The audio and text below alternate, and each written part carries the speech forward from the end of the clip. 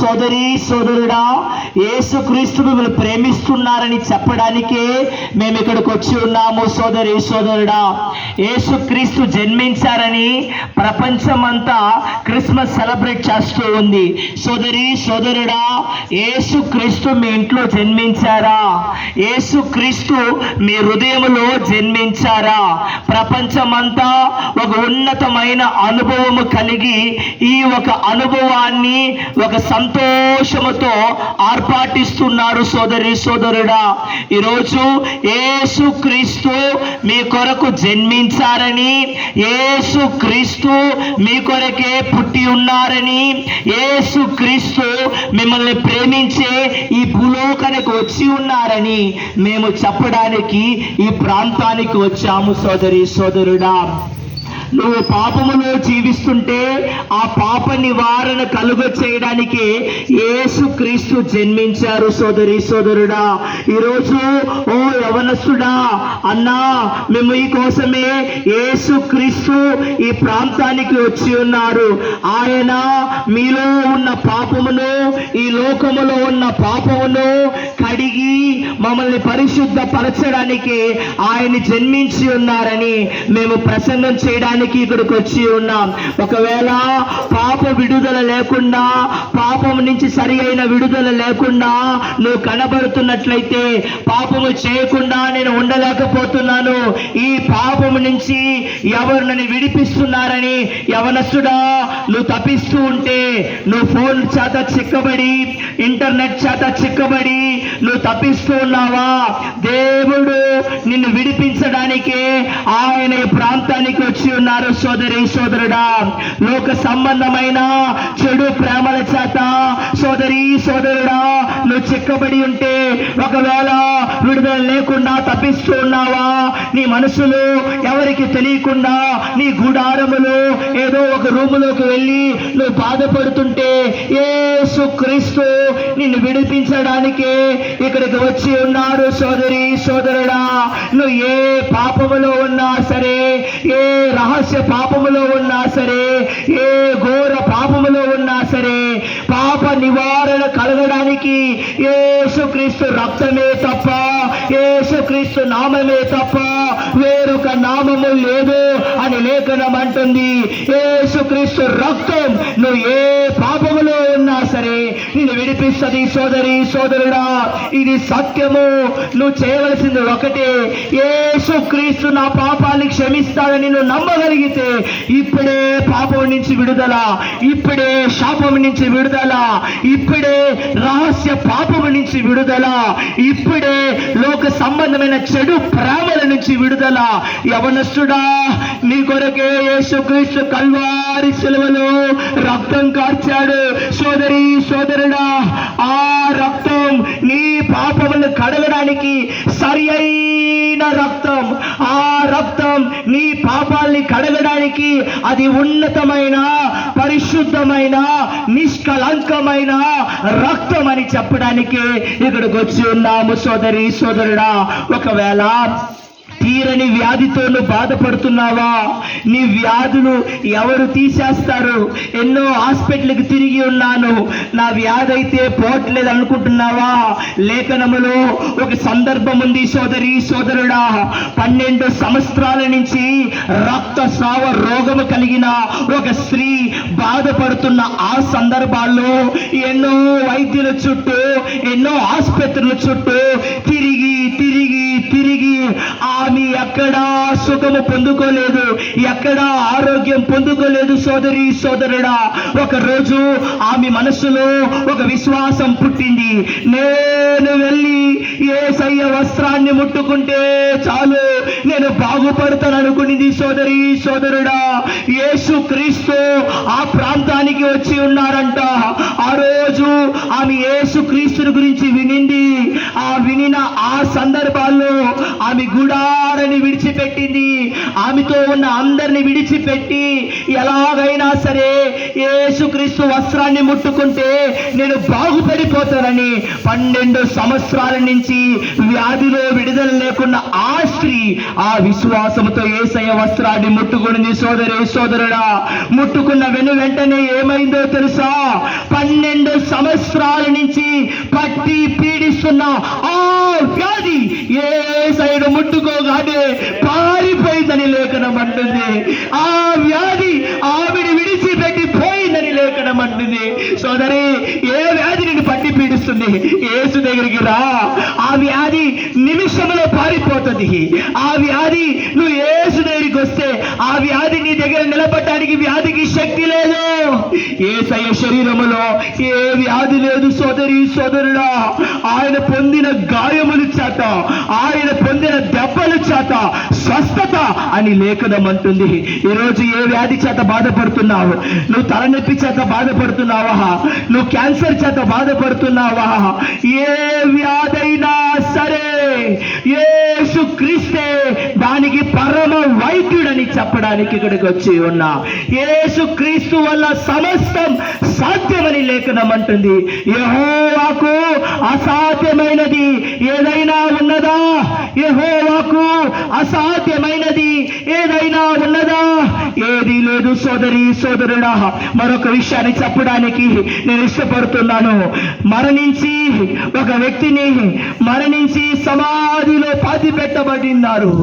ఆ వ్యక్తిని కూడా దేవుడు ఒక మాట చేత లేపినట్లుగా లేఖనం అంటుంది. సోదరి, ఒకవేళ నువ్వు మరణ పడకలో ఉన్నావా? నువ్వు మరణించేదానికి ప్రయాణమైపోతున్నావా? ఇక నా జీవితం ఇంతే, నేను బ్రతకలేదు, నాకు జీవితమే లేదనుకుంటున్నావా? జీవితం ఇవ్వడానికి యేసుక్రీస్తు ఈ ప్రాంతానికి వచ్చారు. నువ్వు ఇప్పుడు యేసుక్రీస్తును విశ్వసించగలిగితే, ఇప్పుడు యేసుక్రీస్తును నమ్మగలిగితే మరణ పడక జీవ పడకగా మార్చబడుతుంది. సోదరుడా, మూడో విషయాన్ని చెప్పడానికి మేము పరిశుద్ధాత్మ చేత ప్రేరేపించబడుతూ ఉన్నాం. ఈరోజు ఈ యేసు గురించి చెప్పడానికి కారణం ఏంటో తెలుసా? ఎందుకు ఈ యేసు గురించి చెప్తున్నారు వీళ్ళు? ఎందుకు ఇక్కడ రోడ్లంటూ తిరుగుతూ అరుస్తూ ఉన్నారని ఆ ఆలోచన నీకుందా? ఆ ఆలోచనకి జవాబు ఇదే సోదరుడా. పరలోక రాజ్యం ఒకటి ఉంది అని మేము చెప్పడానికి ఇక్కడికి వచ్చి ఉన్నా. నువ్వు జీవిస్తున్న ఈ లోకము ఒక రోజు నాశనం అయిపోతుంది. నువ్వు జీవిస్తున్న ఈ లోకము అగ్ని చేత కాల్చబడే రోజు వస్తుంది. సోదరుడా, ఈ లోకమంతా నేత్రాశ చేత నింపబడింది, జీవపు డమ్మము చేత నింపబడింది, శరీర ఇచ్చల చేత నింపబడింది. ఇవన్నీ లోక సంబంధమైన లేఖనం అంటుంది. సోదరుడా, ఈరోజు ఈ లోకమనే ఈ నరకం నుంచి తప్పించబడాలంటే యేసయ్యను నీ మనస్సులో స్వీకరించు. సోదరుడా, మీకు కనబడట్లేదు, మీరు ఒక్కసారి యేసయ్యను నమ్మి చూస్తే పరలోక రాజ్యంలో ఉన్న సంతోషం నీ గుడారంలోకి కలుగుతుంది, నీ మనస్సులోనికి కలుగుతుంది, నీ జీవితంలోనికి కలుగుతుంది. సోదరుడా, ఈరోజు ఇంతగా యేసయ్య గురించి, యేసయ్య ప్రేమ గురించి, ఆయన త్యాగాన్ని గురించి చెప్పడానికి కారణం ఏంటి అని మిమ్మల్ని మళ్ళీ అడగగలిగితే మేము ఒకటే చెప్పగలం: ఇక్కడ మరణం ఉంది. ఇక్కడ ఈ భూలోకములో ప్రతి మానవుడు మరణించాలి. ఇది నగ్న సత్యం, ఇది అందరికీ తెలిసిన సత్యం. అయితే ఇక్కడ యేసుక్రీస్తును స్వీకరించి, యేసే నిజ రక్షకుడిని అంగీకరించి నువ్వు బాప్తిజం పొందుకొని నీ జీవితాన్ని యేసయ్యకు సమర్పించుకోగలిగితే పరలోక రాజ్యానికి నువ్వు చేర్చబడతావు. పరలోక రాజ్యములో మరణమే లేదు, పరలోక రాజ్యములో మరణమే లేదు అని చెప్పడానికి వచ్చి ఉన్నాము. సోదరుడా, లేఖనం అంటుంది యేసుక్రీస్తు తప్ప పరలోక రాజ్యానికి వేరొక మార్గము లేదు. యేసుక్రీస్తుకు మాత్రమే పరలోక రాజ్యానికి అడ్రస్ తెలుసు. ఆయనకు ఒక్కడికే ఆ అడ్రస్ తెలుసు. ఈ రోజు నువ్వు పరలోక రాజ్యానికి పోవాలంటే యేసుక్రీస్తు బండెక్కాలి. సోదరుడా, యేసుక్రీస్తు మీద నువ్వు కూర్చోగలిగితే, యేసుక్రీస్తు మీద నువ్వు ఆధారపడగలిగితే పరలోక రాజ్యానికి వెళ్తావక్క. పరలోక రాజ్యానికి వెళ్తావన్నా. ఇక్కడ ఇక్కడ ఈ భూలోకంలో నరకం. ఇక్కడ వ్యాధి చేత పీడింపబడుతున్నావా? వ్యాధి ఒక నరకం. అప్పుల బాధ చేత పీడించబడుతున్నావా? అది ఒక నరకం. సోదరి సోదరుడా, పాడైన ప్రేమల చేత పట్టి పీడించబడుతున్నావా? పాపముల చేత పట్టి పీడించబడుతున్నావా? అది ఒక నరకం, నరకం, నరకం. ఈ నరకం నుంచి తప్పించడానికి యేసుక్రీస్తు జన్మించారు. ఈ నరకం నుంచి తప్పించడానికి యేసుక్రీస్తు మీకోసం జన్మించారు, మీకోసమే జన్మించారు. సోదరి సోదరుడా, ఇంత సత్యం విన్న మీరు చేయవలసింది ఏంటో తెలుసా? యేసుక్రీస్తుని మీ మనసులో స్వీకరించండి. మీరు ఒకే ఒక పని చేయండి.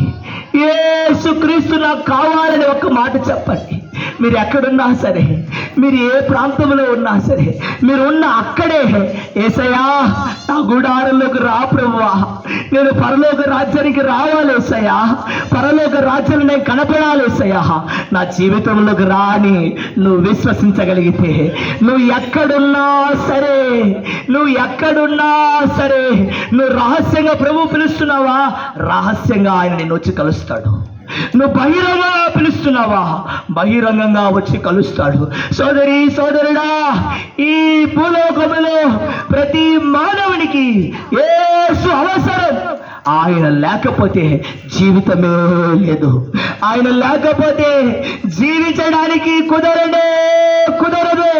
సోదరి సోదరుడా, మీరు చేయవలసిన ఒకే ఒక చిన్న పని ఏంటో తెలుసా? యేసయ్యను పిలవండి, యేసయ్యను విశ్వసించండి. యేసయ్య నా పాపాలను కడుగుతాడని విశ్వసించండి. యేసయ్య నా వ్యాధిని బాగు చేస్తాడని విశ్వసించండి. సోదరి సోదరుడా, మంత్ర శక్తుల చేత, చేతబడి శక్తుల చేత కట్టబడి పీడించబడుతున్నావా? దాని నుంచి కూడా నా ప్రభు విడుదల కలుగొచ్చేయగలడు. సాతాను యేసుక్రీస్తు నామం వింటేనే, దురాత్మ క్రియలు యేసుక్రీస్తు నామం వింటేనే వణుకుతుందని లేఖనం అంటుంది. సోదరి సోదరుడా, ఈరోజు నువ్వు యేసయ్యను స్వీకరించగలిగితే, ఈరోజు నువ్వు యేసయ్యను విశ్వసించగలిగితే నేడే నీకు రక్షణ.